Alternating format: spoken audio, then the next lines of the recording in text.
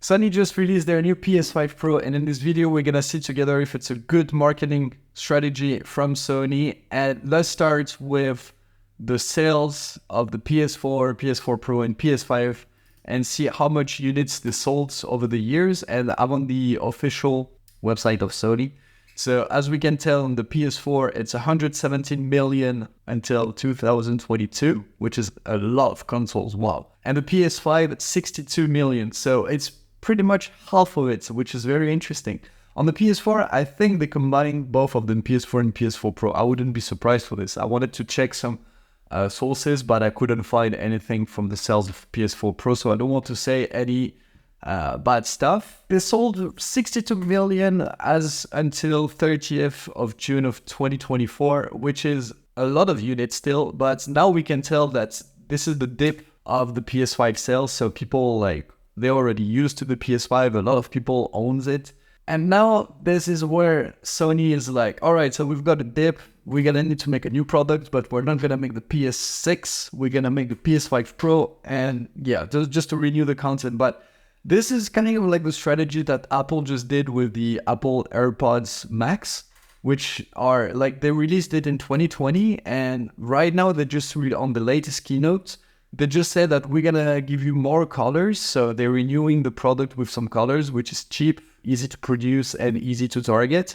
So the Sony kind of did the same thing with the PS5 Pro, and I'm not very convinced of it. It's just like they said that this is the biggest, like, most powerful console on the market and everything, but yeah, okay, that's fine. It's the most powerful console on the market. Okay, that's good, but the games are still the same, so why do you do that? It doesn't make any sense. However, it's very, very, very smart for Sony because the prices they're putting on the market is very significant, because a lot of people are like, I'm not gonna buy a PS5 Pro because it's way too expensive, I'm gonna buy a PS5. So that's where the marketing is genius, because now they can retarget the people who wants to buy a PS5, but not the latest one, so boosting the sales in the previous one. This is kind of genius, because now, well, they can retarget it, but I want to share why I'm not a huge fan of this half-gen new generation console. It's just like, it doesn't make any sense to make a console halfway through. It's just like, we know that it's purely for sales. It's not like just to reboost the sales of the PS5, for instance, in this one. It's not like to, just promote like new value for the audience. Like, why do you do that? Just like make new colors or develop new games or something. I don't know, but Sony has been very, very, very boring for the past few years, especially with their catalog. It's crazy. It's crazy. And the thing is like, who is it for? There's like some pro gamers, but why? If they are pro gamers, they're not gonna play on consoles, right? They're gonna play on PC. So why are you saying professional? Is it like just marketing? Why? I don't know. I have no idea. Just the controller itself is like $200 or something, or maybe $150. I have no idea, but I know it's very expensive for a controller.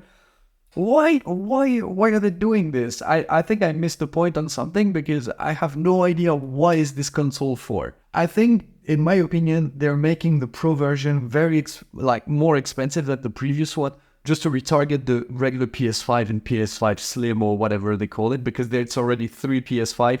The PS5 Slim, the PS5 Normal, and the PS5 Pro. Why do you need 3 consoles? Because it's like going to Starbucks. You've got small, medium, large, so you can get the biggest option. So instead of having one option, you've got 3 of them. So it's easier to target and easy to sell, because you get to go to the cheapest one, which is the most valuable product. I love it. It's a nice marketing strategy. I love it.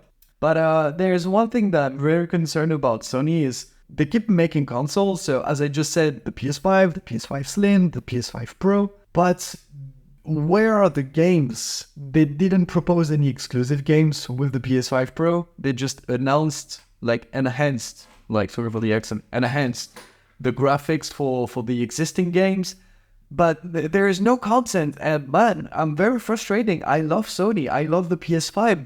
The PS5 is an amazing console. You've got God of War, you've got the Spider-Mans.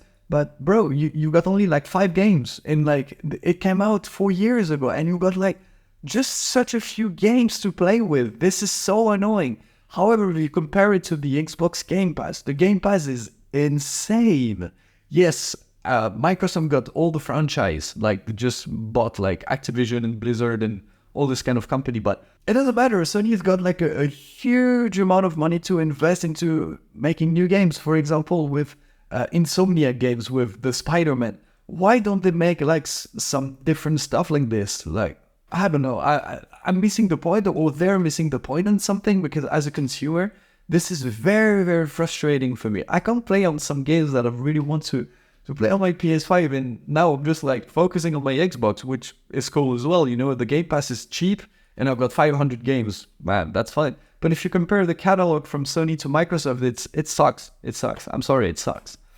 So I think Sony, wow, and they should like focusing their time and their money into making new banging games and then releasing some consoles, not the opposite. And I think the prices is, besides doing marketing and sell, I think the pricing is way too much for someone who wants to play and entertain themselves. I think if you really want to go like nuts for the same price, just add a little bit more and just get a PC. Man, for like $1,000, you can get a very decent PC, which you can upgrade through the years, and you're still gonna have something like very stable. And for the catalog of games you can get the Game Pass, you can go on Steam, and you get a lot of games, way more than the PS5.